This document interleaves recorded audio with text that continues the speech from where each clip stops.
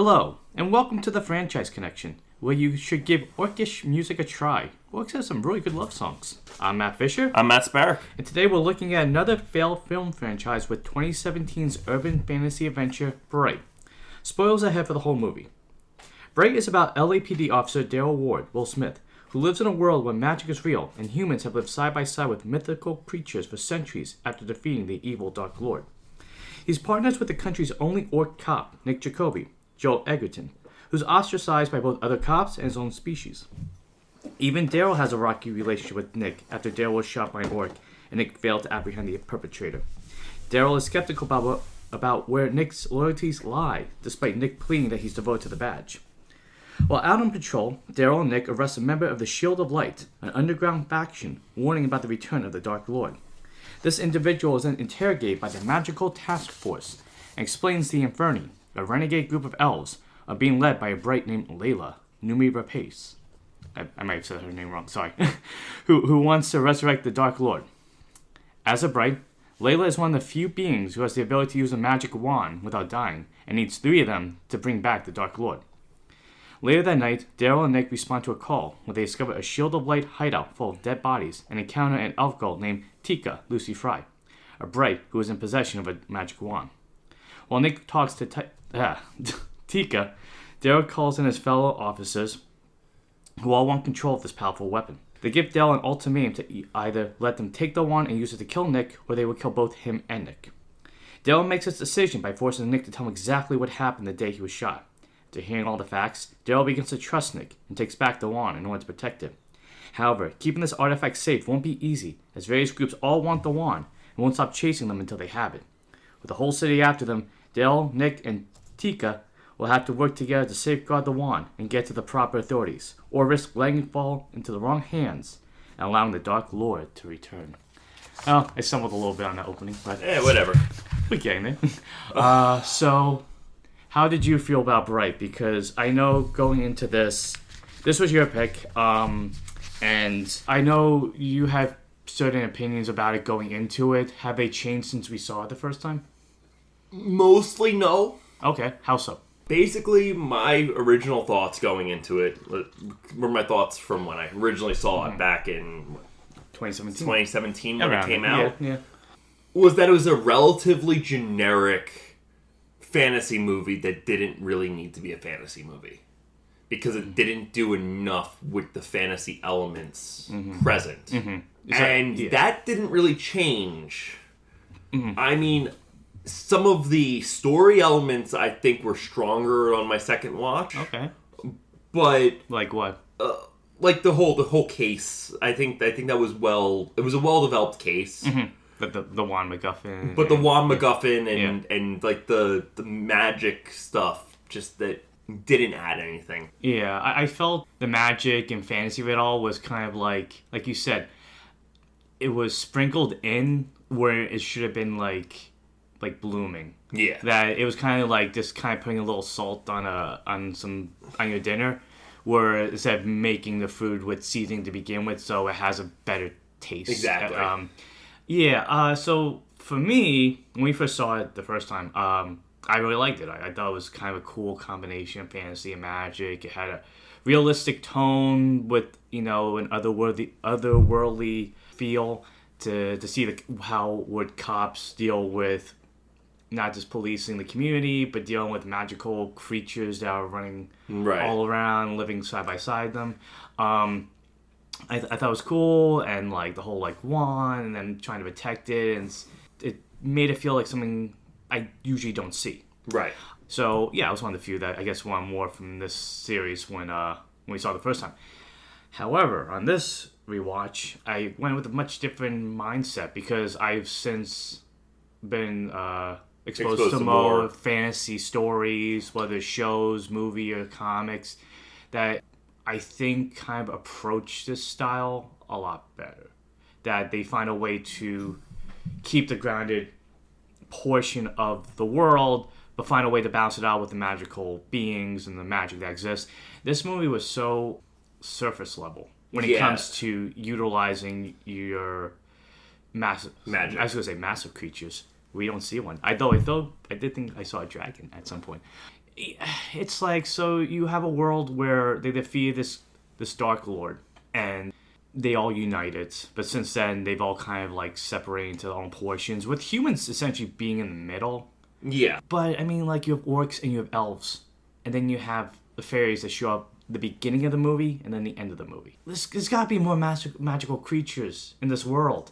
Well, they did mention dwarves. They mentioned dwarves, but I mean, like, show it. Yeah. There's a lot of like telling and not showing in this movie at times, and that's so much exposition. Yeah, at least what I will give credit to is I like the beginning of the movie was a visual storytelling by using graffiti to kind of show the culture of the different the culture, and also kind of get a glimpse of what this world is. Like, they're showing like the orcs being in the low town, or like the thing about the Dark Lord coming back, and I like that. It's kind of like it's giving us a nice information dump without having to have somebody tell us. It's just using the city to do so.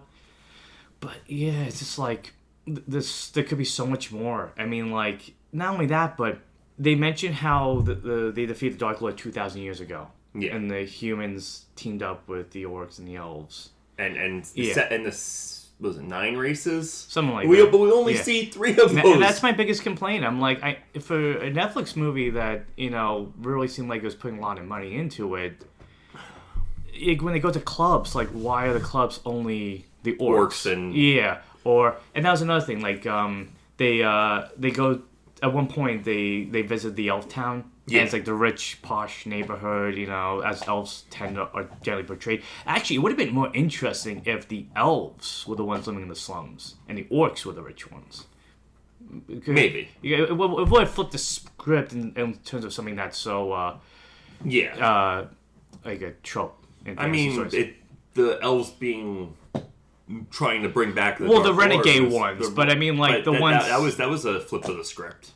Yeah, and I want to talk about that later too. But I don't like that we just saw that part of town once. Yeah. Like, why did they should have been taking place in that. I mean, I said the whole city's after them, and they are, but it's like only delegated to one portion of the city. Yeah, I mean, like, examples of stuff I've read since I saw Bright the first time were like, there's a really good comic called Birthright about this kid who disappears in the woods. Family doesn't know what happened to him. He comes back and he's like, oh, he's an adult now, and he kind of brings like the magical world with him, and his brother, who was older than him, now looks younger by comparison. And I thought that balanced like this magical aspect coming to the real world a little bit better. There's another comic called Hinterkind that kind of does the same thing. Also, you've shown me more like Brandon Sanderson novels.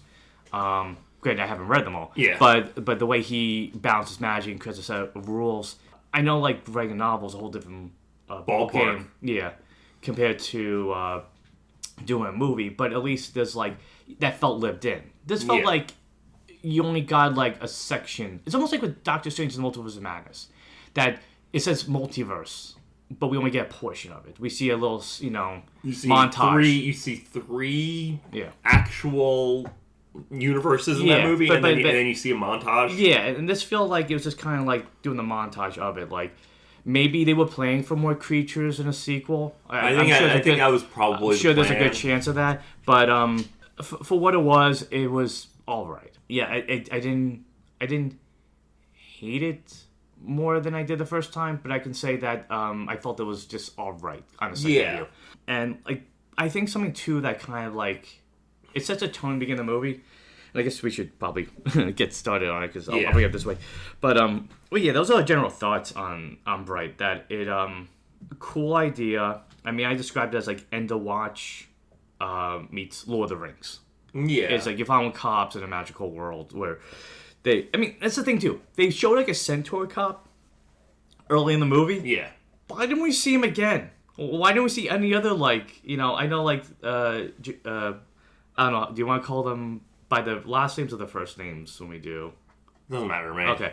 I also like the fact that because we saw their name tags in the movie, it made it a lot easier for me to remember the names. So, that's something I liked about it.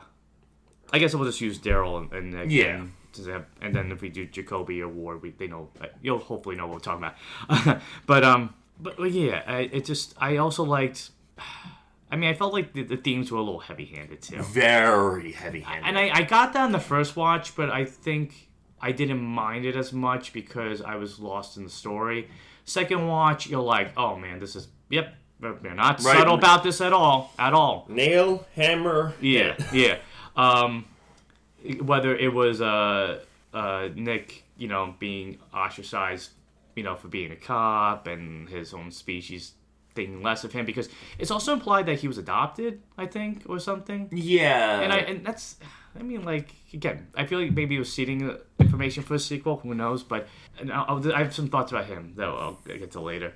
But for me, the highlight of the movie was Nick and Daryl's relationship. Like, I think that whole, that partner relationship was the highlight of the movie. I think it was interesting, too, because having, by this point, it'll be a while since we talked about the Bad Boys movies, but it was interesting to see Will Smith playing, a buddy cop where he didn't get along with his partner. Right. As much. I wouldn't say he hated him, but he, like I said... He had issues. He had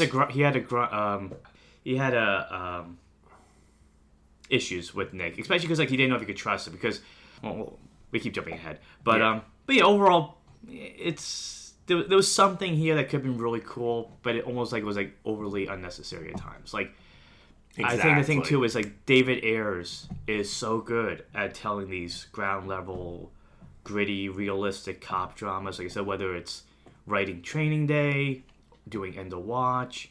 I mean, even for what it was with Suicide Squad, keeping it ground level and following these, dealing with these misfits. Yeah, it worked well. I think this could have been an even better movie if maybe the fantasy part just wasn't there, or they just tried to do something different with it. If it was just, imagine an episode of Cops, but you're just making the movie like that. You see the world through their eyes because you're following every movement of theirs. Kind of like End of Watch too. Yeah.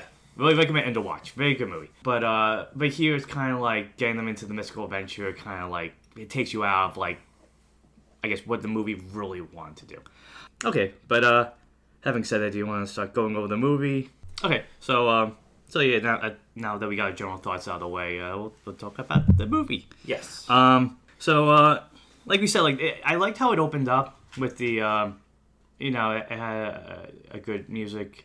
I think the musical choice was very... Yeah, the music was actually really good. I liked the music in the movie. Yeah. And the set design was really good. Yeah. But the way it opened with... the graffiti? With the graffiti, and then going to the first actual scene with Nick and... Yeah, I thought that was well and done. Daryl, and Daryl getting shot. Yeah, and I think he kind of set the tone for the movie, too, at least in that part where, Daryl doesn't... He doesn't see Nick the same way I guess a lot of the other cops do. He's just he's okay, he's my partner. They assign me, whatever. It is what it is. But yeah, it really does kind of shock you off the bat when the orc shoots him. Yeah. And I thought that would be a bigger part of the movie. Yeah, right. it gets resolved. That's the thing. There's a lot of things in the movie that gets resolved way too easily in this movie.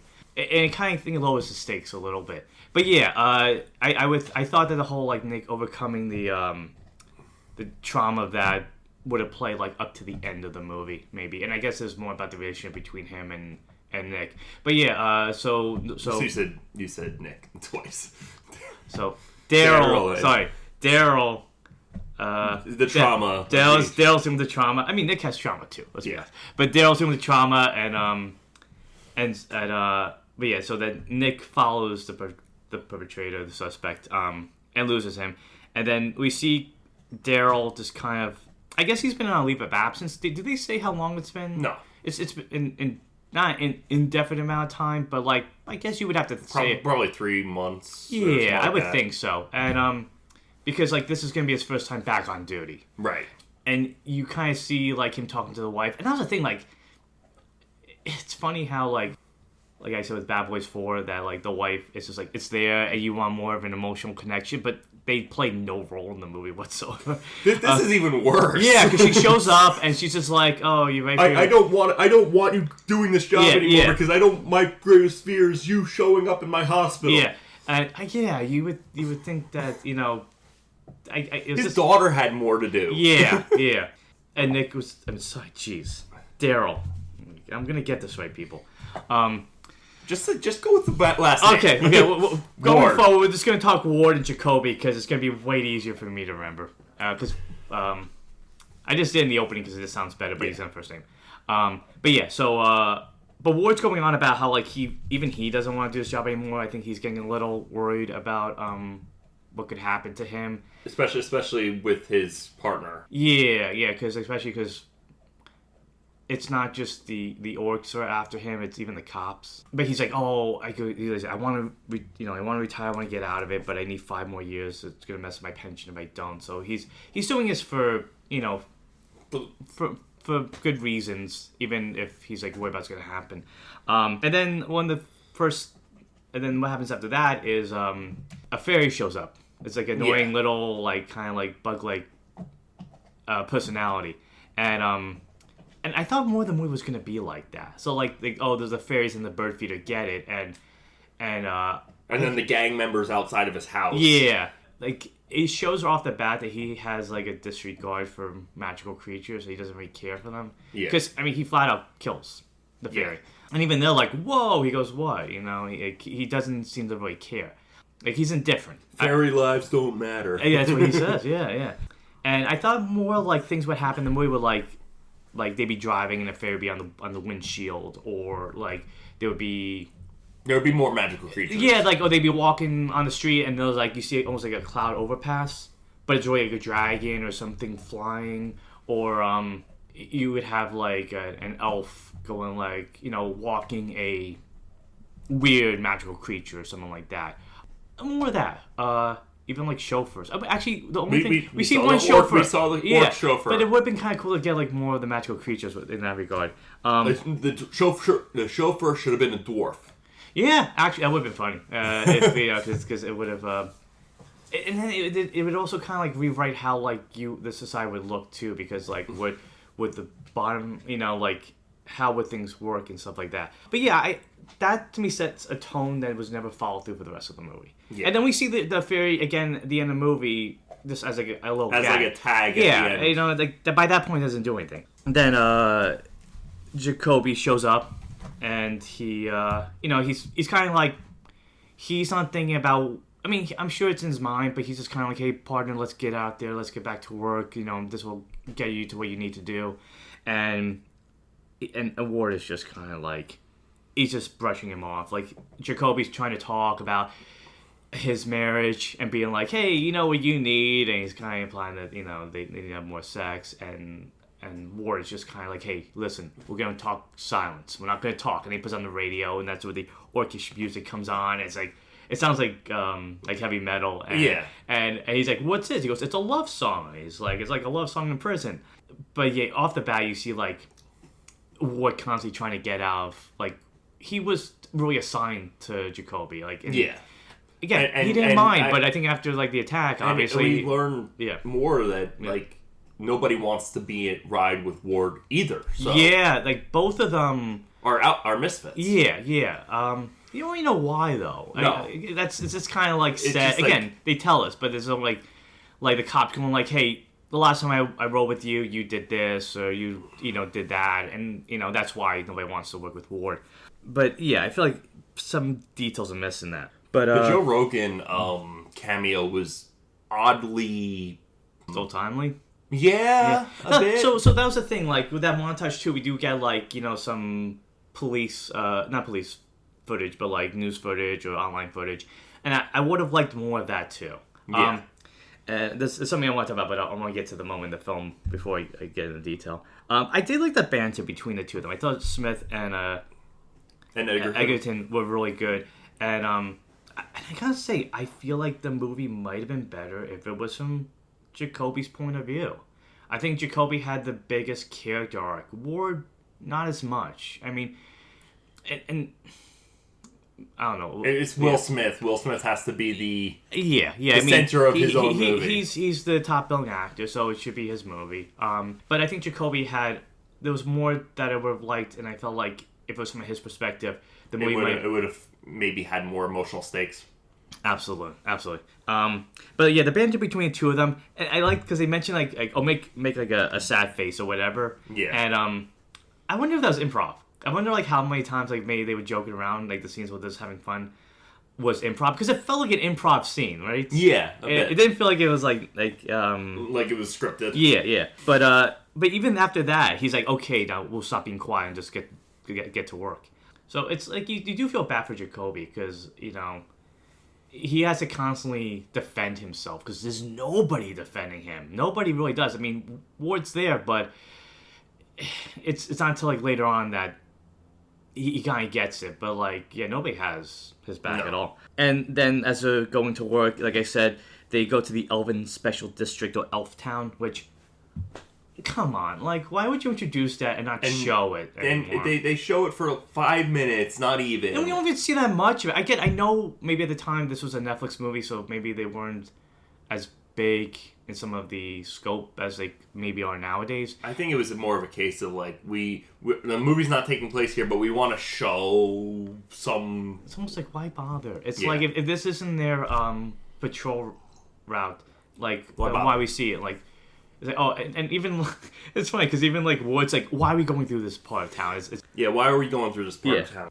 So and then we get another heavy-handed theme of classism where here's the rich and this is how they live, and all the elves look great, and they're jerks. Yeah, and like you see like the orcs have kind of the menial jobs, the ones that and then we get a casual like not even like it's not even like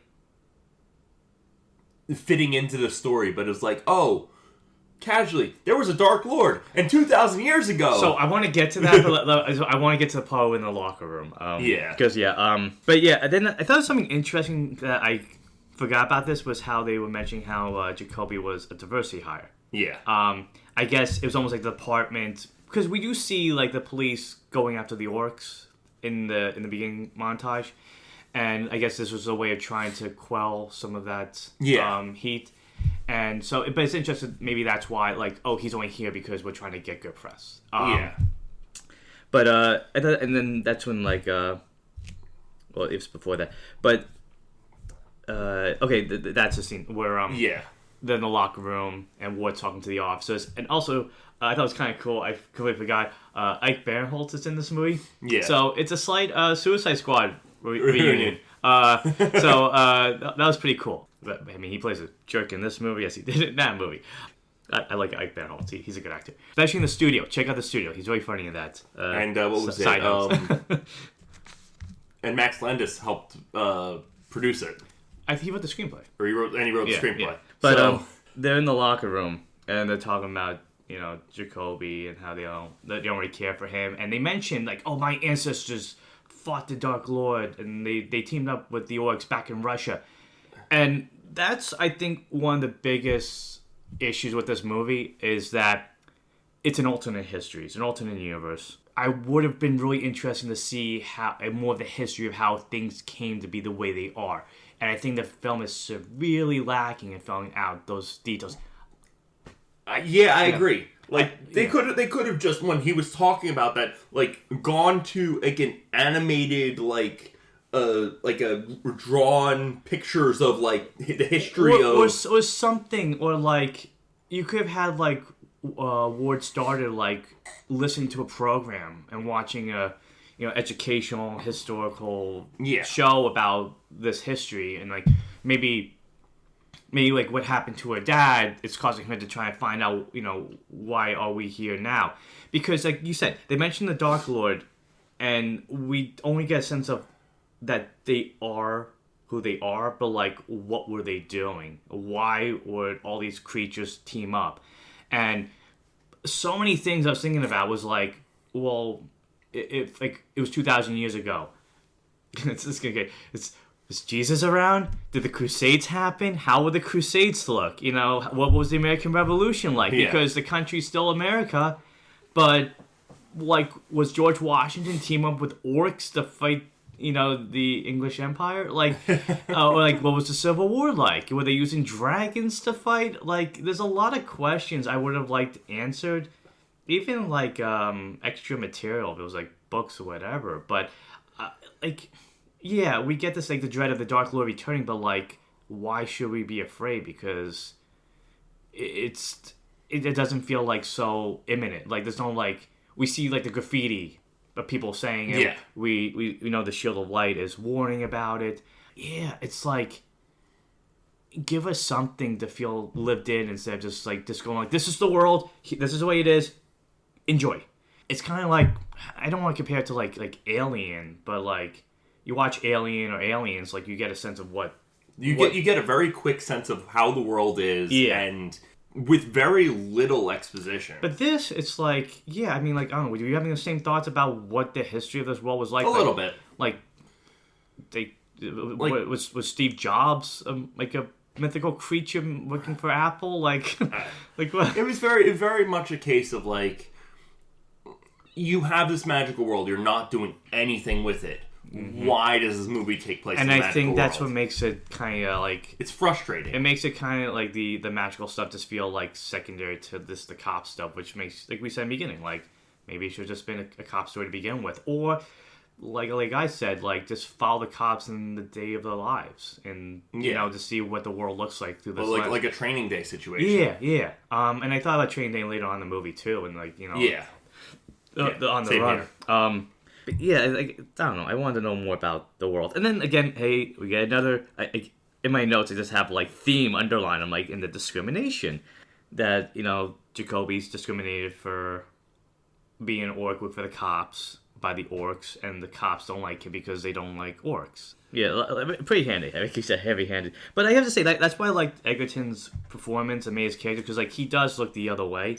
Like, he's just like, I want to be a cop. That's all I want to do. I don't care what everybody says. I will do my duty for what it is. Exactly. Which, again, I feel really makes him the better character. So I liked how he was caught between two worlds. He felt like he had more of an arc to get through than Ward did as much. Exactly. Ward was just kind of like, why do I need to keep being a cop?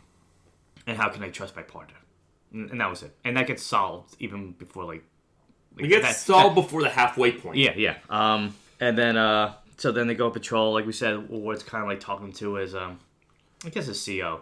And he's like, you know, okay, can I get a different assignment? Like, and you said, like Ward, nobody wants to work with you either, you know. And that was like not even touched upon later. Yeah, it's just kind of like, okay, it's almost like a way to kind of like make him stay stuck with Jakoby. Yeah, it's just kind of, hey, we just say this, you know. But then they go on patrol, and that's why I said, like, oh, it was yeah, I put in my notes, like, Minotaur cop. I'm like, whoa, cool, because...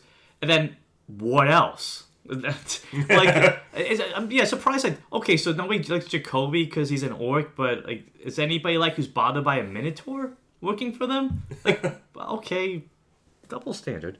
But, yeah, I would like to see, like, more of that, or, like... Well, I think it was more that the orcs had teamed up with the Dark Lord 2,000 years ago. But I thought the orcs worked with the humans.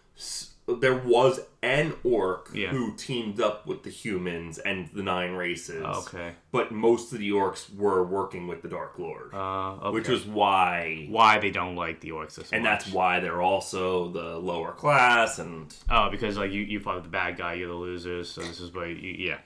Which just is even more heavy-handed. Yeah. And then, okay, so I missed that. I thought that like all of them teamed up. No.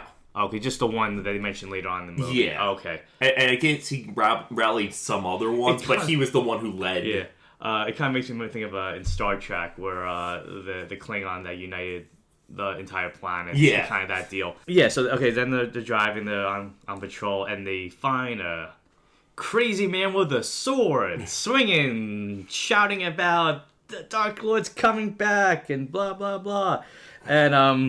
And then he starts speaking in Orcish to... Well, that's after they arrest him. But stuff like that, like it did set like a standard that this again never fell through. Like okay, so arrests aren't just stopping a shoplifter or somebody who assaulted somebody. It's like, oh, we deal with people swinging swords. Yeah, and there's a cool iconography where.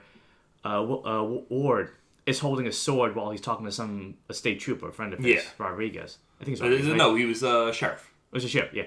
And something like that, it's kind of like, oh, that's kind of cool. I think like little things like that made me like the movie the first time. But then it's just kind of like, whatever, And then, how come that sword wasn't brought back? I thought that sword would have been more important. It was just a regular sword. It but... wasn't, like, magical or anything. It was just... There's so much, like, there's, like, just magic. A sword. There's magic, and then there's not magic in this world. It's, like... It's crazy. But then, yeah, he gets arrested. And they have a bunch of fog teeth, which we don't really know what that is. They're a clan of orcs, and that's it. Yeah, and then we don't really get to see that till later on. Yeah, as I said, it's just like... I guess it's window dressing. It's just like the Altamira gang or whatever. Their Altamira gang. Oh, boy, do they get, like, so quickly taken off the board. But, yeah, they arrest... this vagrant, this Shield of Light member, we don't even know his name, really. No, he doesn't even have a name. Yeah.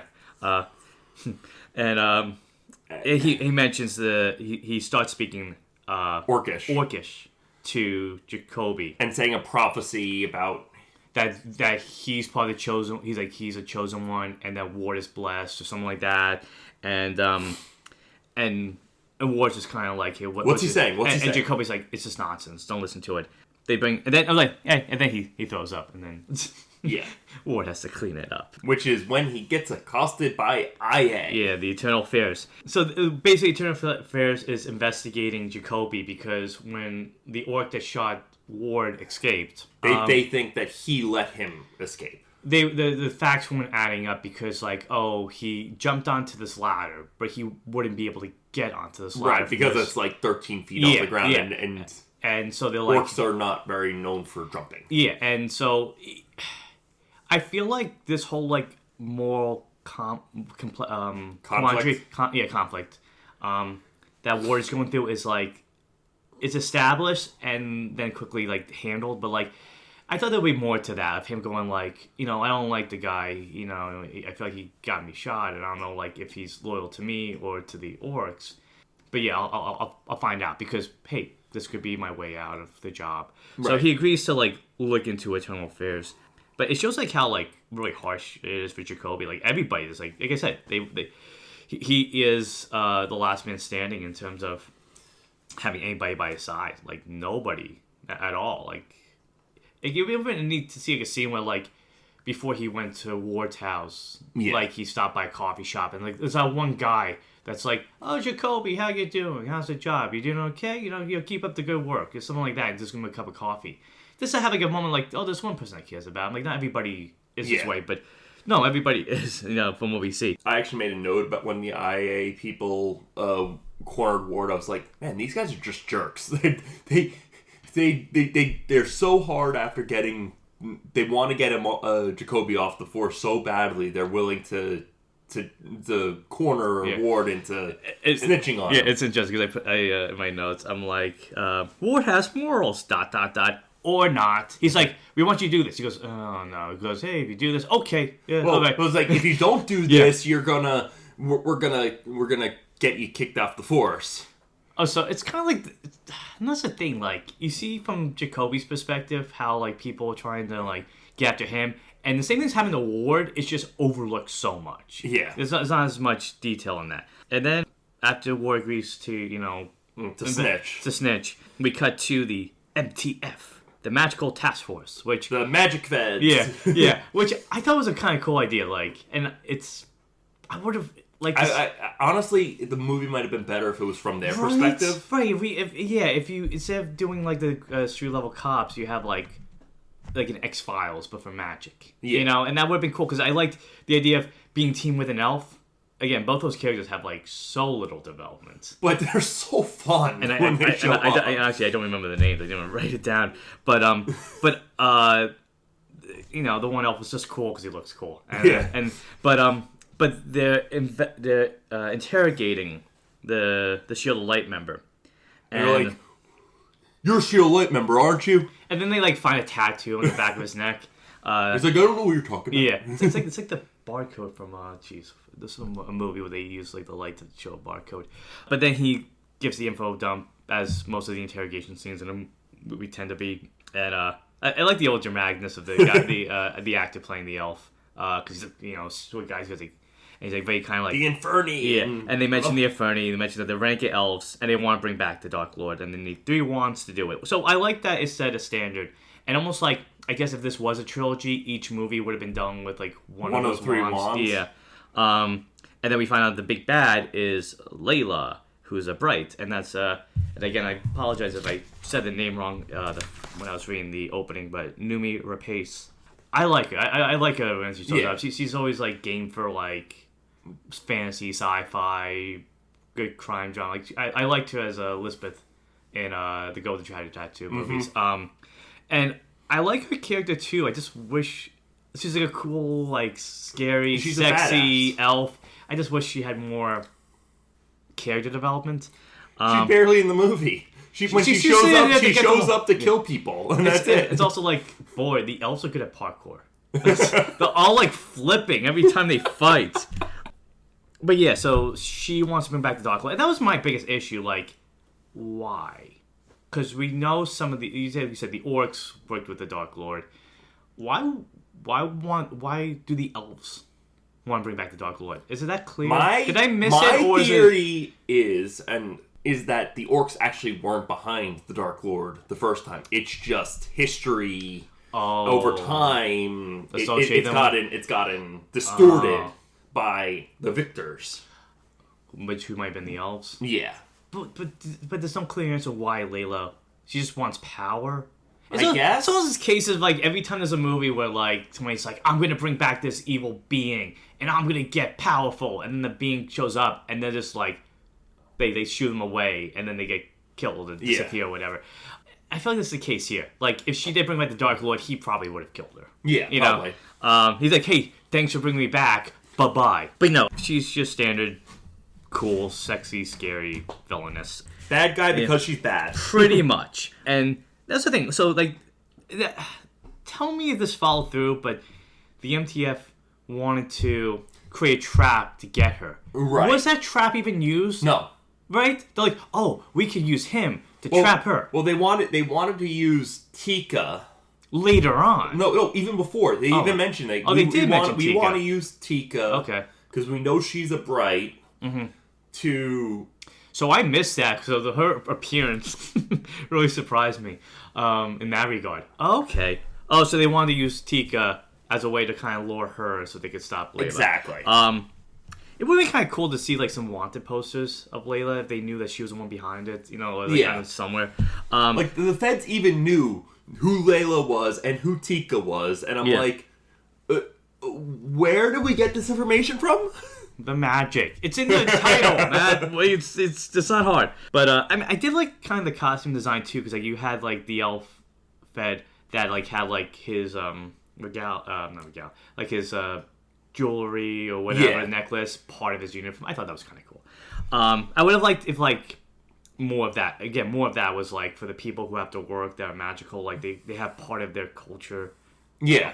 On their costumes, but.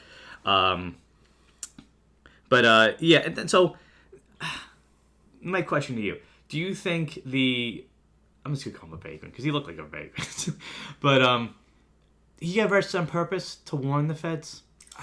No clue. Because, like, he gets arrested and he's telling them all this stuff. I'm like, did he mean to do this? Because it felt like it was like he was setting up to get the information there. Maybe. But then again, he's part of an extremist group that's trying not to get caught, so... I'm a little unclear of what his motivation was. Maybe he noticed that the Dark Lord was close to being resurrected, and he's like, the feds need to know this. But how did But then the feds already knew this. Yeah, so then why would you have to get arrested by the cops for the feds? So, again, I think it's like one of the first movies that we've watched, really, where we're having like a lot of these questions. But then they get called to... They get a call on dispatch, sorry. Go ahead. On dispatch, and they get sent to this house that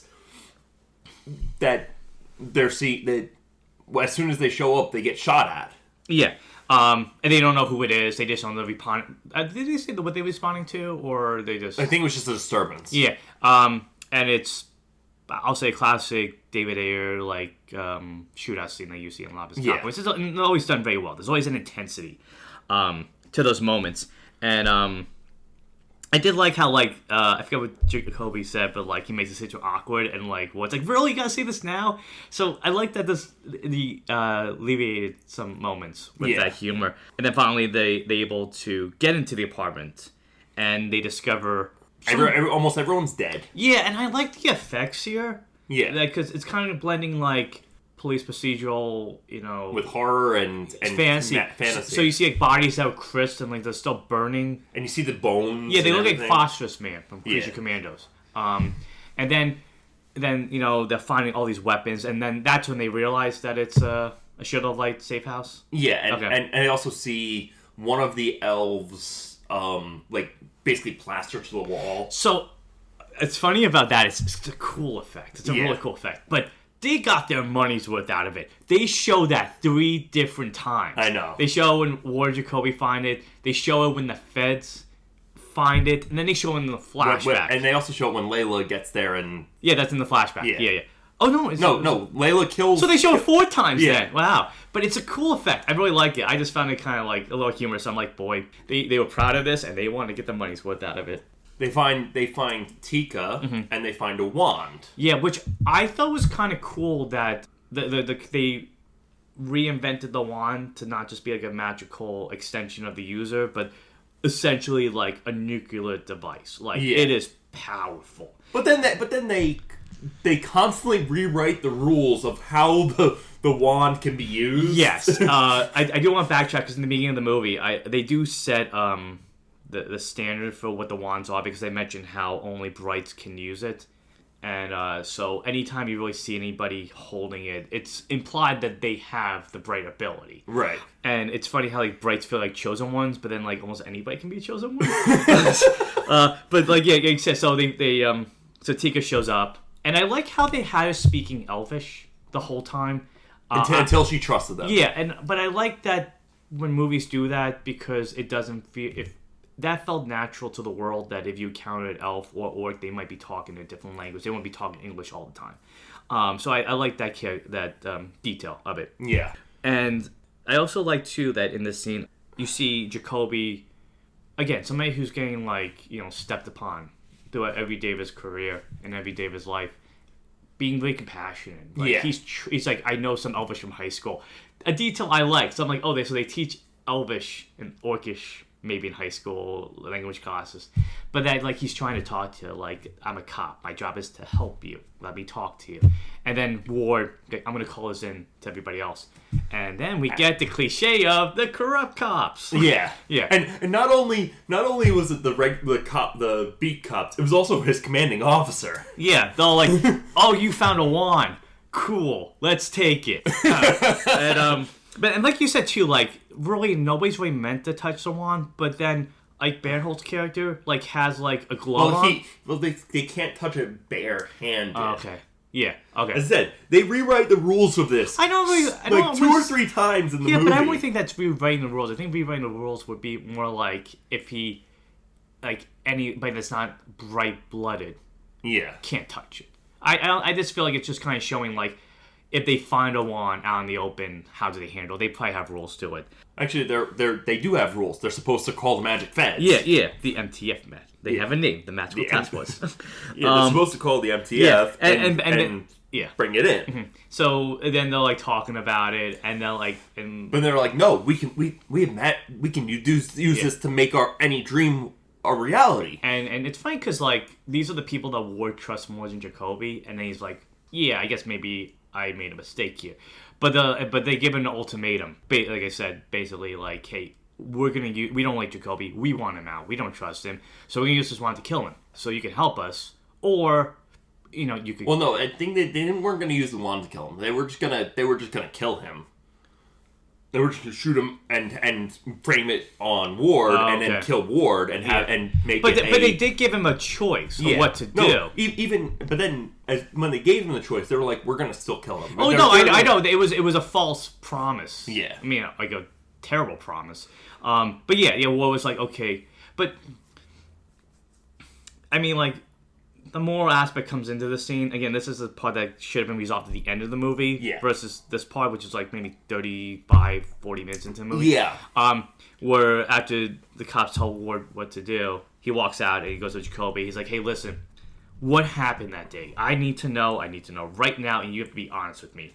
And Jakoby explains, oh, so the orc that shot you, I chased him. I lost him. Yeah. I found another orc I thought was him at first, and then I realized it wasn't. It was just some kid tagging the wall, and I realized that he was going to get framed for this. Yeah, this kid's life was getting destroyed.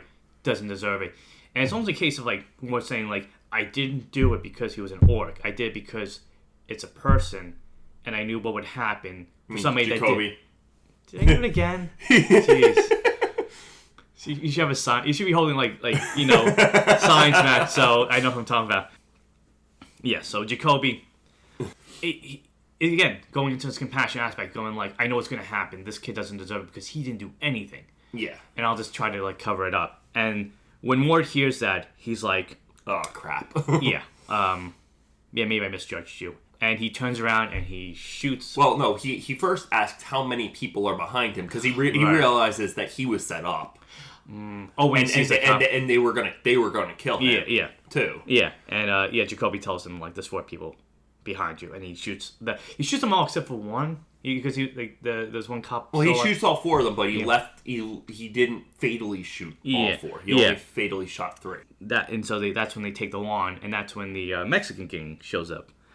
Which they showed up super quickly. Well, I mean, I guess it's in their neighborhood, and they probably heard it, and they was just probably trying to see what it was, and then they're like, "Oh, you got a wand? Hey, I want that wand. Give it to me." Because I want.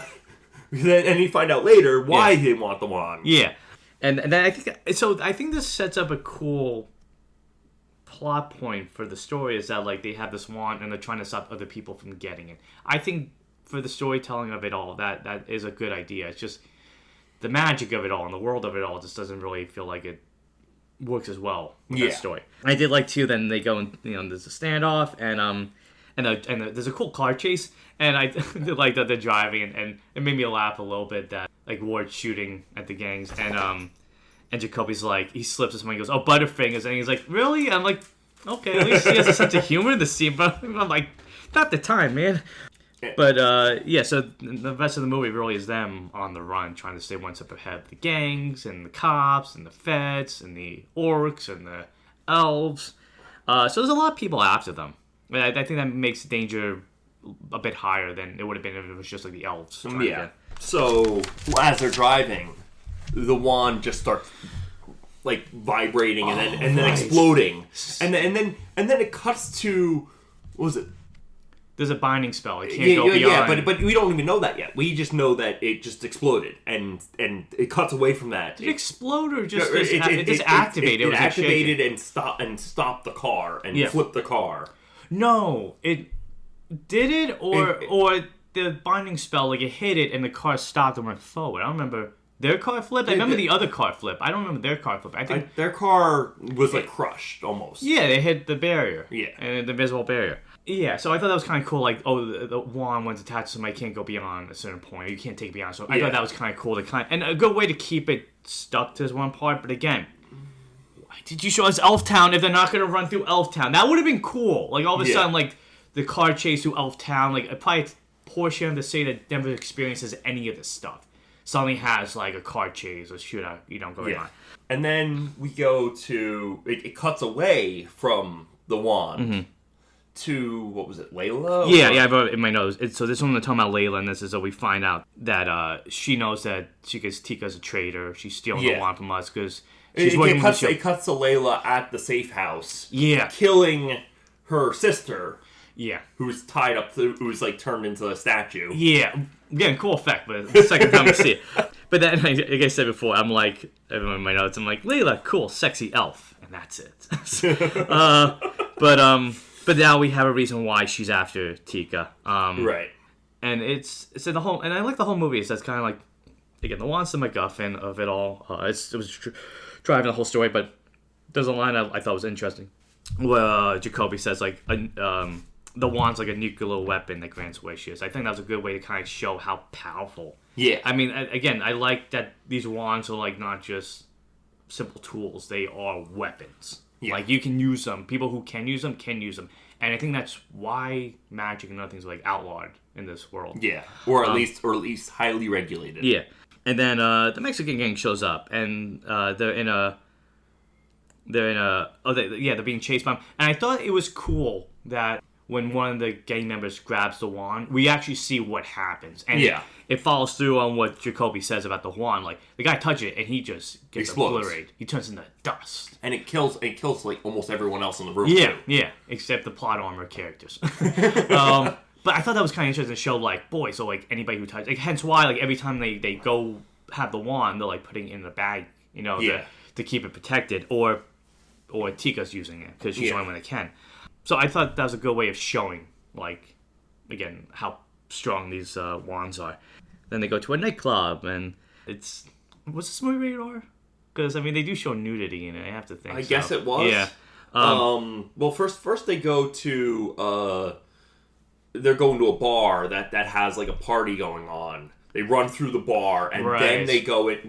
Then as they're running through the street, they run into a strip club. Right. And then, I thought it was funny, though. Tikka's looking like, oh, wow, this is so cool. I'm like... This is, you see, I guess maybe it's the magical lights of the strip club. It's just funny. But before that, you cut back to Layla killing a family who's related to the Altamira gang, I guess. Oh, yeah. You have the gang showing up, and then, like, they have this like, one creepy scene of, like, one of her minions, like, hovering over a baby, and we don't know what they did. If they were, like, using it to get information. But, yeah, it's... I guess, like, how do we know that they need to go there? Yeah. Yeah, there's a lot of unanswered questions. We'll have them show up so we know that they're on the trail, but, like, how? Like, was there something at the safe house that was a clue that, you know, the Altamira gang was there? I don't know. Again, there's something, again, you said they kind of keep, like, adding. I guess, I would say rewriting the rules, they keep adding to the lore, because they're like, oh, without the wand, Layla is vulnerable, so we can stop her. I think... And then they cut to the strip club, where Poison shows him why he wants the wand.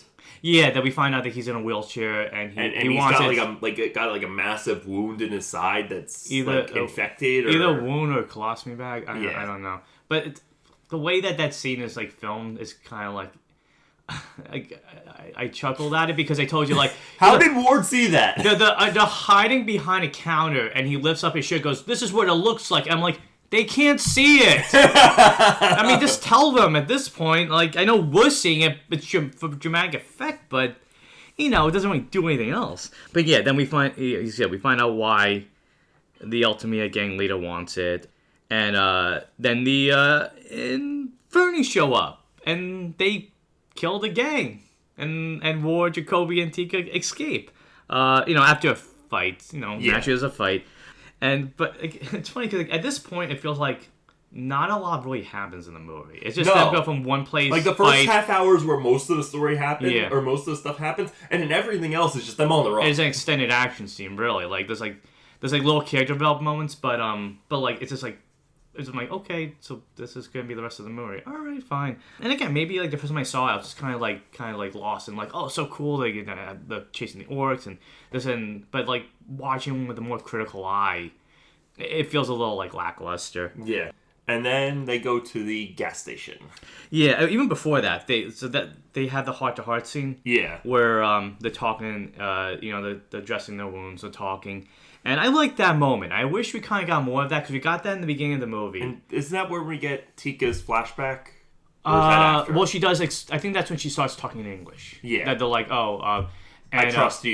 Yeah. But I like the moments where, like, we can get a sense of who Nick and Jakoby are, and that they're starting to see, like, hey, there's a part of you that reminds me of myself. Almost like I'm fighting with myself every time I'm fighting with you, maybe. That was when I think that's when Ward should have had his turnaround moment, not before that. Yes, because, like, the moment that he wants the truth from him, he goes, I don't know if you're telling the truth right now, but I have no choice. If they're behind me, maybe there is more to the story. Yeah, I think that would have been much better in terms of character development and everything else. Yeah, being like, now that we have a moment, maybe I should tell you something. You know? Or either that or Ward going like, this night has made me think about a lot, and you've been at my back the whole time. I understand why you did what you had to do. I think he kind of says that, but it would have been more if that moment we got earlier was really focused here. And so I think that's what kind of binds their partnership a little bit better. Yeah. and dressing wounds and bindings. Hey! But I thought Smith and Edgerton did a really good job in this scene. And then, so the convenience store, and they call up their friend Rodriguez, who works for the sheriff's department, if they could trust him because he's not in the department. Right. And we were laughing because of the scene where, like, so everybody's after this wand, and I know it's raining, but, like, it's like, we have the wand! And I'm like, why don't you just tell everybody? You know, at this point, it's not your fault if you're trying to stay hidden. But they also we forgot to say they're screaming at the top of their lungs. Wand. But we also forgot to say like they have changed clothes at this point. Yeah. That they have new wardrobes, so they're trying to blend in. So and then Rodriguez, he gets the feds on the phone. And they're saying like, hey, if you have this and you have the girl bring them in. Yeah, we can say that what you've been doing. Where are you? Yeah. And then the phone cuts off, but they're also intercepted by. Question: did you find something kind of like doing like the old movie thing where they cut the wire? But I guess it was kind of like a tower that they cut off because it's like, I don't know. It would have been funny if they start talking like, oh, the power went out. Yeah, so what's going on right now?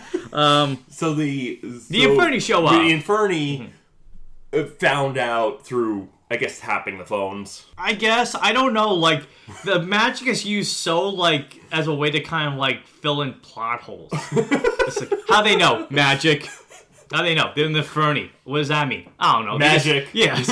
So they somehow they located. I don't know. I guess you could say maybe there's a psychic connection with the elves, or really, if there's a binding spell, I guess maybe that's the reason why. Because if Layla is bound to the wand, sure. Whatever. Again, that's rewriting the rules. Yeah. Okay. And then they have a pretty cool fight in the convenience store, and then that's why I said like. This made me laugh. Like, so many of the elves, like, every time they fight, they're always doing flips and everything, and this and that. Reminds me of that one character from the new Toxic Avenger movie. Oh, the one that was, like, one of the gang members that they kept flipping, and they're like, why do you have to keep doing that?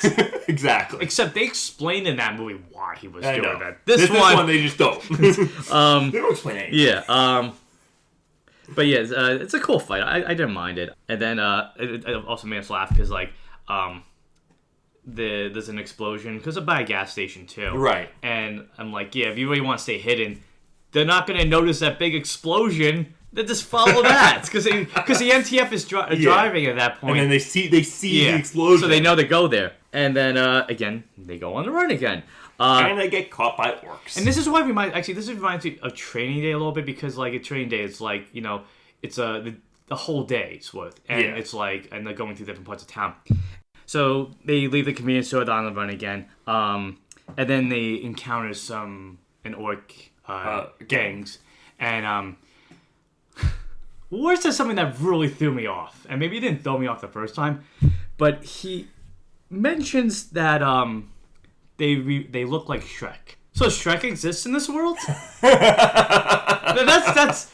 that threw me way off. After that, I really couldn't think about a lot else in the movie. What does Shrek look like in this universe? Is it a documentary? Did you think about that at all? No. I mean, I guess I mentioned... I recognized the reference they were making, but I'm like... I didn't, like, bat an eye. Because, like, to me, that tells me Shrek is a movie in this universe. Yeah. But what does that look like? I guess it's like Spider-Man being a movie in the new DCU. With slight spoilers for Peacemaker Season 2 if you haven't seen it. Yeah, but to me, that makes sense. This, it's kind of like in Watchmen, you don't get superhero comics because superheroes exist. Right. And they make the point that that's why they have... The pirate comic. The pirate comics, because it's something different, it takes you out of reality. Like, so... DreamWorks still made Shrek in this universe, so like, and if they did, were people offended by it? Or the ogres who didn't like this movie? I mean, like, I'm just curious, like, if this was like still the anime movie or if it's something else, because I get the line, I get what it was used for, but man, does that open a whole can of worms of like what that really references? Yes. So I'm surprised you didn't think of that. But anyway. So they're found by, I think is this the Fogteeth gang? Is that what? Yeah. Yeah, so they found by the gangs, the Fogteeth gang, and they're brought to the leader. And this was something I actually like this scene a lot. Yeah, I think this is like one of the high points for me. It was seeing the orc culture was kind of cool. Mm-hmm. and seeing like, oh, this guy's like trying to bring together everybody. Yeah, he mentions how he throws a party once every a month. year. He brings everybody, and it's kind of like what Jakoby is. He's like, he's not trying to see things in terms of orcs, elves, humans, whatever. He's just looking at it as society. Yeah. And I like the idea that he's like, I did this. I want to bring people together. I want to show and who shows up? The cops. And he mentions that like once the cops showed up, that kind of disrupted everything, and that's what led to where they are now. Yeah. But I like that. That's I feel like should have been expanded on more in this movie. The idea of like this magical culture trying to situate itself into regular society. Yeah. And while I was watching, it made me think of I don't know if people can think it's random, but like Lucifer season 1. And the reason I say that is season 1 had an episode where his wings were stolen and he had to look for them. And I remember watching going like, man, I would like this show to delve more into the biblical stuff and the religious stuff. And eventually it does. And eventually it does. But this scene was like, I wanted the movie to do more of this. This was like kind of introducing more of the fantasy stuff. Even the layer had a cool feel to it. It felt fantastical, but it felt like, oh, this makes sense of where they are and where they're living, why it has to live like this. It looks urban, but also fantasy. Yeah, it's like you can't tell if the candles are lights or the lights are candles. It's a cool. And then you have the people dressed in like robes with hoods. Exactly, like that stuff like that. Like you would still have people. It's almost like I don't want to. Maybe it's not a good comparison, but like you see a priest walking with the collar, and it's like that they're wearing who they are out in the regular world, and then you have some people who just dress normally. Not normally, you know what I mean. Like they dress in like regular clothes without the collar, let's say. To see that like more like the orcs walking around in their religious gala, if you will. I thought that would have been kind of cool. And then there's a massive pit in the middle of the room. Yeah, that's a little confusing. It's almost like like Game of Thrones, where what was the castle that had the giant sky? Oh yeah, the Eyrie. Yeah, it was kind of like that, but like that made sense. This is just like like where did this come from, and where does it lead? Like again, it's nothing of like the movie like introduces stuff, but it don't explain it. I think it was just meant to be lost. It leads to sub basement. Is where it leads. I guess so, but it was really deep. Like, what were they digging for? Is that where the Dark One was going to come out of? I don't know. Like, so the Dark One is only situated in L.A. I'm confused. But then, they're getting beat up, and it's a pretty intense scene. Yeah. And they decide to kill Jakoby. Well, before that, the leader of the gang is like, wants his son to do it. He goes, I want you to do this. And he's looking, and he's like... Today's the day my son gets blooded. Yeah. And he can't do it. He's like, Dad, this is the cop that saved me. I can't do this. And the dad's just kind of... I think he's trying to make a point. I guess he doesn't want to be compassionate, because like he said, like, the cops disrupted what he was trying to do for the community. Right. And he decides to shoot Jakoby himself. Which I was like, whoa! Like I was taken aback. I'm like, because I got attached to this character. Like I said, I think he's the best character in the movie. I think he has the biggest arc, the most emotional complexity of all the characters in the film. Which is probably why you felt that way when he got shot. Yeah. And even hurts even more that like I did the right thing and I'm still getting punished for it. Yeah. And so I think that too is that also when Ward is that's when he finally feels like Jakoby wasn't a bad guy. And maybe he doesn't deserve this. Like, I see how the cops treat him, but I don't really care about that, but his own people, And then... Tikka brings him back with barely an inconvenience. Yeah. They call it a popular show. Yeah, that was... that took away the emotional impact. I was like, no! And then I was like, oh. All right. That got reversed. Yeah, wow. And then like Jakoby's like, I was gone, and like all this stuff, and I know who I am. And orcs are like bowing down to me. He's like, the prophecy, the prophecy. Yeah. And I think it took away the emotional impact of it so much. And that was what I mean when we say a lot of this movie, like some things get wrapped up a little too neatly. There's no stakes. There's no consequences at times. Like if Jakoby, here's the thing, if Jakoby Award was like wounded and bleeding this whole time, every time they wrapped it up, they were just dying more and more, and then finally, like, when he gets shot, it's almost like a relief for him. Like, maybe that would have meant a little bit more. But no, Tikka uses the wand, she saves him, and actually... This is when we get Tikka's backstory. But then we get, like, that's when she starts speaking in English. Yeah. And she's like, I just need to know if I could trust you before I could talk to you. And this was my biggest complaint about the movie. Well, not complaint, but a big criticism of it. It's like, so was usually like a big point of the movie when we get the explanation of what's happening in the background, what's happening, and that the rest of the movie is just kind of deal with what that is. We get this at that the 30 minutes before the movie's over. We're getting all this stuff now, and I felt this way about I wish it was sooner, but you seem like you didn't mind as much. I'm used to it. Yeah, because it happens a lot in fantasy stories. What, that all the information's giving at the very, very end of it? Pretty close to Why? the end. Why? They're trying to build up to a big reveal. Mm-hmm. Okay. And it's similar to spoilers for Mistborn. Kelsey are dying. Mm-hmm. That happens pretty close to the end. Okay. You get a lot of information there. Mm-hmm. They. Oh, okay. About why everything's happening. Right. Yeah. Like, even like that last scene in the first book, you get that big information dump of here's what the Dark Lord was doing, here's what here's how we can stop him. Right. Yeah. It's pretty close to the end. Okay. I guess maybe that works as it works for books. It doesn't really work for movies. Yeah, I was gonna say Mistborn, by the way, it's a really good novel by Brandon Sanderson. It's one of the fantasy books that Matt got me to try out. It's really good. And with the exception of the spoiler we mentioned, it's definitely worth checking out.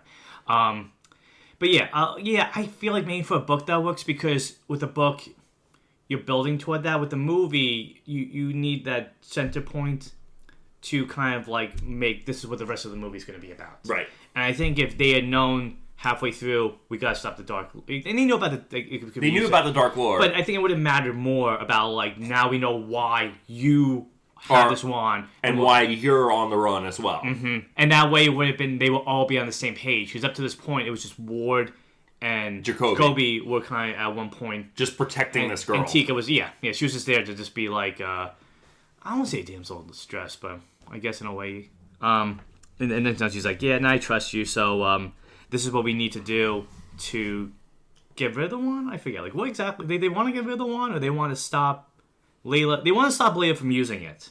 But they had to go, no. She was dying. Yeah. And she's like, the only way you can heal me is you have to bring me back to the safe house. The safe house. And then Layla's there. Yeah, and I'm probably saying it wrong, but where she had to go to the pool with the water, Yggdrasil? Is that how you say the tree? Yggdrasil? That's it, yeah. So like the Norse mythology tree that connects everything. It reminded me of that. Did that make you think of a that? Little bit. Yeah. A little bit. And I kind of like that detail, like, the parts, maybe that's where that tunnel that the orcs were watching over, like, there's like different, almost like in like Buffy Vampire Slayer, like there's a hellmouth that can lead to like another world, and maybe these like little spots are that's the closest connection you can get to. So we kind of start back where we end when we started, and they're going to the apartment. Layla shows up and they shoot her, and she's dying. And it's like, okay, we're okay. No, she comes back to life again. Nothing like stakes. I guess magic solves too much in this movie too at times. A bit, because she gets revived really easily. A wizard did it. Yeah. She is a wizard, man. She's a bright.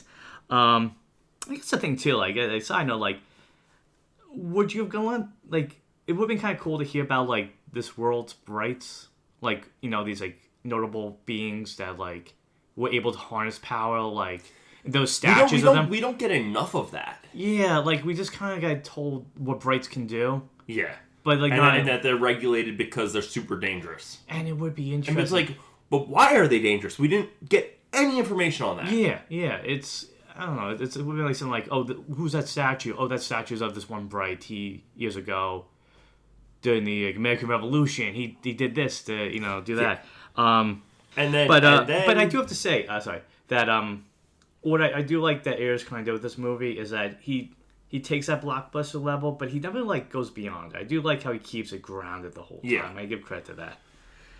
Okay. And then after they shoot Layla and that doesn't work, the wand is on the ground and Ward picks it up.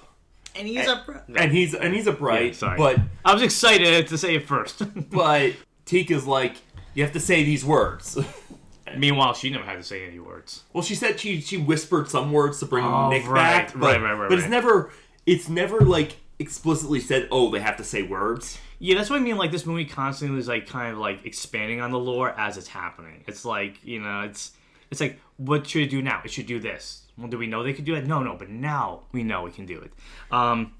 Yeah, you found it funny that he had to say the words. Yeah. Why? Just because of, like, it just seems stupid for something that only Brights can use without like killing them. They have to actually. It should be like instinctual. It should be instinctual, or it should just happen. Instinctive. I don't know if that's a word. Or it should just happen. Like whatever they're thinking should just be communicated to the wand. So it's in Gen V season 2. One of the main characters, Marie, she's trying to learn how to use her powers, and she's like using her hands out. And one of the new characters in that season, Cypher, is like, what are you doing that's stupid? You can just use your mind. Why do you have to use your hands? So it's kind of like a little bit like that. Like, it's kind of like, if you just know to do it. Yeah, like, it's almost like if you're bright and you touch the wand, you're like... You should just be thinking, okay, here's what I want to do. And the wand it should just... communicated. It should be like a telepathy thing. Yeah, it should just respond to whatever you're thinking. Exactly. I guess it's just for dramatic effect. I guess. It just seems stupid to me. A little bit. But then they get a fight with the revived Layla, fighting Jakoby and Ward. Which gets resolved really quickly with Ward's just blasting her with magic. Yeah, she's like, say this word, and she's like, boom, and she disappears. And then Tikka disappears. Yeah. Oh, she does. Well, she did. Because she's still. I think you meant like she disappeared in the dust. No, she's still alive. She's still alive, but she ran. She left. Yeah. Which was like she pulled a Batman. Yeah, she pulled a Batman. Because then Ward's like looking for her, and he's like, she's not there. What happened to her? Yeah. It's interesting because I think by this point in the movie, I'm just kind of like, so many of these characters, with the exception of Jakoby, are like so one note. Like, everything is like, they whatever you see them doing is just who they are. Yeah. Like, there's not a lot more to, like, the character development. Like, if we get kind of backstory about Layla, kind of like, you get that little tidbit with Jakoby going, like, that is kind of implied he was adopted, or he was, like, taken in. Like, with Layla, if we got more of a backstory, it would explain, like... why she's doing what she's doing. I lived on the streets, and I had nowhere to go, and the Inferni found me, and they told me about the Dark Lord, and I'm like, maybe this is a way to rewrite my life to make it better. That would have made her so much more interesting. Yeah. And she's cool for what she is, but, I mean... You don't get anything with her. I think that's, again, like, that's my biggest problem. It's like, why does she want to bring the Dark Lord back? Why did the Inferni want to bring the Dark Lord back? Reasons. Is it just because it sounds cool, the Inferni want to bring back the Dark Lord? Yes. She's a bright. It's like, okay, but why? And the answer is yes. Yeah. There's a lot, like I said, there's a lot of, like, so then lapses in terms of, like, reasoning in this movie. Yeah. So then the end of the movie... before the tag at the end, the house is on fire, and Jakoby goes back in and gets Ward because he was wounded or tired or whatever. Yeah. Mm-hmm. And then he finally gets blooded. Yeah. Well, I thought that was that's a well-earned moment. Well, or the orcs are like, oh, he is like our brother. Okay, well, and I thought it was kind of cool. They cut their they cut their hand, the palm, and the shouting. That was cool. And then something I noticed too was like, oh, the firemen show up. Are they magical firemen? Like, I would have liked to see like something like it would have been funny if there was like I don't know, like somebody like using like magic to like use the hose to put out the water or whatever, or there was like what's like a magical water creature? Kelpie? What's a Kelpie? It's like a magical, like a mermaid? Yeah. It's more like if there was a mermaid fisherman, I would like that. It's more like a creature that is a horse that lures people to their death but they're water horse. They live in water and they lure people to their death. Okay, magical Dalmatian. Like a Dalmatian, why not? But yeah, I just kind of that made me think about like, okay, the cops have the orc. Do the firemen have anybody in the company that's a magical creature? Yeah. So then I noticed this. I don't know if you did. Mm-hmm. Like front and center, the wand is like being carted away. I did, and I'm like, that had to have been sequel bait. I mean, I said it before. I feel like they said right off the bat, 3 wands needed to bring back the Dark Lord.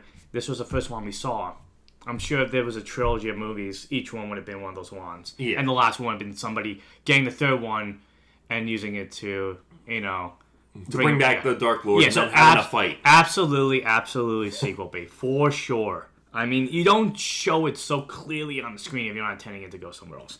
But then the second last scene of the movie is they're in the hospital, and Ward's resting, and Jakoby and him are being interviewed by the MTF. MTF, yeah. I like saying MTF, the Master Task Force. It's easier. And I think at this point, we see, honestly, this is what solidified that Ward finally trusts Jakoby. Yeah. Because he does kind of what Jakoby did. He lies for a good reason. Yes.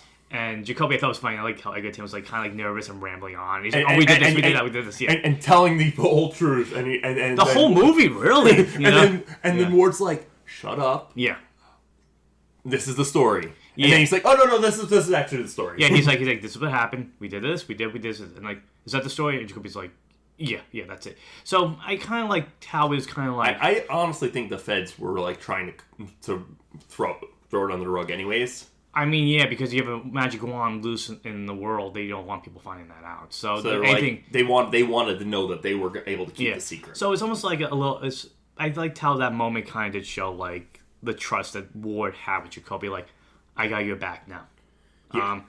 And then the last scene is them at the Star Wars Episode 4 moment. They get awards. And then you see the dead cops and Rodriguez. Yeah. Mm-hmm. And Ward's like, why the hell is Rodriguez up there with those assholes? Yeah, with the other cops. But I guess in case of this, I wonder if there was a sequel, they would have kind of exposed what happened. If those cops that were, what happened to them was, told and that they were corrupt or whatever. Who knows? And then you see Tikka. We see Tikka hiding away. Another sequel bait where she probably would have, they would have encountered her again working with the Shield of Light. Maybe they would have been working with the Shield of Light. Maybe the department has a Shield of Light. Maybe they got a different, standing with the community. Probably not. I mean, they're still, they're still cops. They're still cops. Shield of Light's still an extremist group. But I like that Jakoby kind of got the acclamation that he deserved at the end. People finally see him as a cop first, and then you see the second and final scene with a fairy, and then it cuts the credits. And I'm like, what was the point of that? I mean, why would you? It's what was the fairy gonna annoy Ward because it killed one of his brethren or something? I don't know. I thought it was just kind of we didn't forget that there's other magical creatures. Here you go. Yeah. So and that's Bright. It's just okay. It really is. There's better examples, you would say, of urban fantasy. Would you say Dresden Files is a better one, or what would you recommend if people found this movie okay? What's a better example of what to watch or read? Honestly, Buffy the Vampire Slayer. Really? It's probably my favorite urban fantasy TV show. Period. All right. I mean, Dresden Files I watched a little bit of. It's not nearly as good as the books, but it's still a good... It's still an okay series. Would you say Angel does it better because Angel has, them working for the law firm, dealing with the magical stuff at the same time? I mean, yeah. Angel... I mean, that whole Buffy Angel universe is just great. Okay. That's a fair point. Especially in the later season of the comic. Yeah, like I said, going into it, I was kind of a little excited to watch it again because I remember liking it, but now that I'm familiar with more fantasy stuff, I just found it, okay. I felt like it was unnecessary a lot of the time. If this was just, a regular cop movie, I think it would have been more interesting. Or if it was, like I said, a kind of cop-style story where you were following every moment of their life, or a moment of their time on duty, to build into this world and see them encountering things as you're encountering them, it would have been more effective. But as it was all right. I mean, it's an okay movie.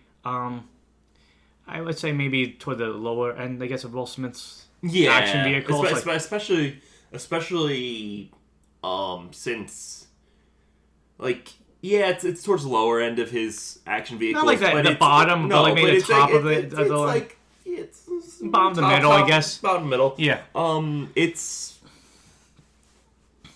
Mostly because he's had so many action vehicles. Yeah, but someone like Men in Black, I guess, did a lot. I mean, a whole different It's type of very genre. different. But like what that amount to do, it'd be cool if they could have done this for fantasy. Yeah. Do you have any tidbits about this movie this time around, or Mostly no. I mean trivia? Like No. Okay. Okay, then I was saying about this. I'll ask you this question: had this series continued since Bright 2 got canceled? And yeah, we know there's a Spin-off. an anime spin-off movie, but we're just treating it as the Will Smith. the Will Smith vehicle and the Ward Jakoby storyline on its own. Maybe at some point we'll watch the anime one. We could review that. But strictly speaking, we're just looking at the live action storyline. Yeah. If there was a Bright 2 and a Bright 3, let's say they did a trilogy, where could you have seen this going? Like, what would you have liked to have seen happen? I would have liked it to lean more into the fantasy stuff. Mm-hmm.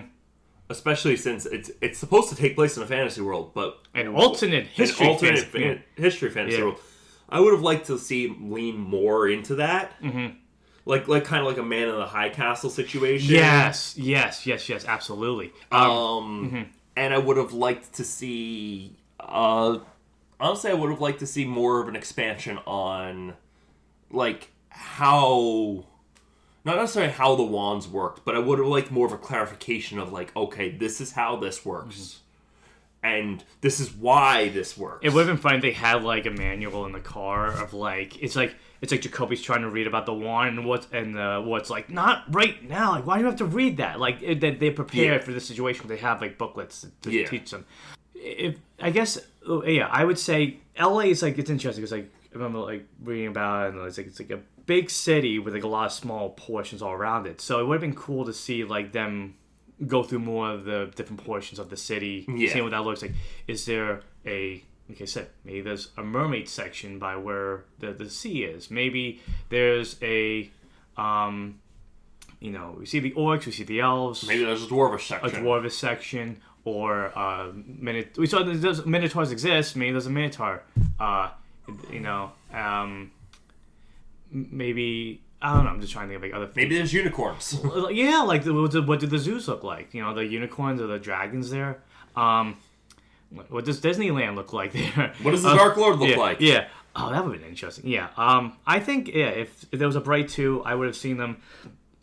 I mean, I feel like it would be repetitive, but another wand shows up or another artifact maybe that they don't need the wand anymore because they found like something else. And they're involving another case, maybe ties into. Tikka shows up and tries to help them, but now she's part of another group. Like, you're going to do Shield of Light, there should be another group too. Yeah, and I also would have liked more of, like, who are the Inferni and why are they doing what they're doing? Yeah, that's what I said too. Like, you know, the motivations are unclear. They're just doing it because they have to do it. They're doing it because it sounds cool. And I'm sure if there was a Bright 3... it would have been like the war against the Dark Lord. Yeah, Dark Lord would have finally been resurrected in kind of like Infinity War. Like, he got all the stones. And now he has power. I mean, that could be the end of the second one, really. Like, that would be kind of cool, like, LA and the world. And then suddenly, like, they had to team up. And maybe then... I mean, it would have been too little too late to get more of the history of, like, oh... In our history book, it said this is how we defeated them, so we have to do this again in a new way. I mean, we kind of sort of got a little bit of that with Jakoby talking about his ancestor who was the orc who was a farmer who got blooded by the orcs. got blooded by becoming like one of the leaders against the Dark Lord. Yeah. But we didn't get enough of that type of stuff. Again, like I think the tricky thing is when you're like world building this way, you have to find a way to make it feel like you understand what the history of this world is. And when there's so much that's so different, you need to really double down on it instead of just making it window dressing. Yeah. And I would have liked to see like Major Jakoby has a love interest in the second one or something like that, and like suddenly and maybe by the third one he has a family, and then suddenly like. He understands like what Ward goes through and maybe why Ward was so upset in the first one because he had a family and suddenly he has something to lose too. I mean there's a lot this could have gone if they made course correct a lot of stuff, but as it stands, I'll ask you the question first and you can ask me, do you think Bright should have become a franchise. Unless they made some massive course corrections in the sequel, no. Yeah. What about you? Yeah, same here. I mean, first watch, I was like, yeah, I was all set for a sequel. I was excited to see where it would go. I like the characters. Second watch, I noticed a lot more of the faults that you probably saw the first time around. Yeah. And having seen how there was a lot of, like, plot holes, and there was a lot of, like, things that were unclear that just kind of happened by convenience. I would have to say not really. Unless they found a way to kind of, like, fix a lot of the mistakes of the first one. Clarify. Which, I mean, they could have. Yeah, clarify some of the bigger questions we had. As it stands, as it's moving on its own, I don't mind if it's a one and done movie. Yeah. All right. So. So check out our socials. Check out our socials you can email us at franchiseconnectionpodcast@gmail.com. And we can find us on Instagram at the_franchise_connection at Instagram.com. That's about it. Okay, so check us at the email and Instagram. Okay. All right. Yeah. I'll edit that better. Yeah. And please email us. We will answer any questions you have. We're looking forward to any questions you have to ask us about what our favorite franchises, movies, TV shows, even books and comics. We're really interested to hear what you have to think about and what you want us to talk about. And also suggestions, always open suggestions. Just send us a comment, suggestion. Just let us know how we're doing. Just let us know if you're enjoying the show. All right. Want to wrap it up? Yeah. Right ahead. Thank you for tuning in to a review for Bright. For the following episode, we're taking another break before our next franchise watch to review something a bit different. We decided to add TV shows to our watch list, and for our first TV series review, will be Star Trek: The Next Generation. Whole show, you ask? Yes, the whole show. Make it so. Yes. God, before I did. We hope you like this TV review, and if you have any TV series or franchise you want to recommend to us, send us the socials that we recommended in the email. Until franchise fatigue sets in, I'm Matt Fisher. I'm Matt Spark. For the Franchise Connection. Bye. Bye.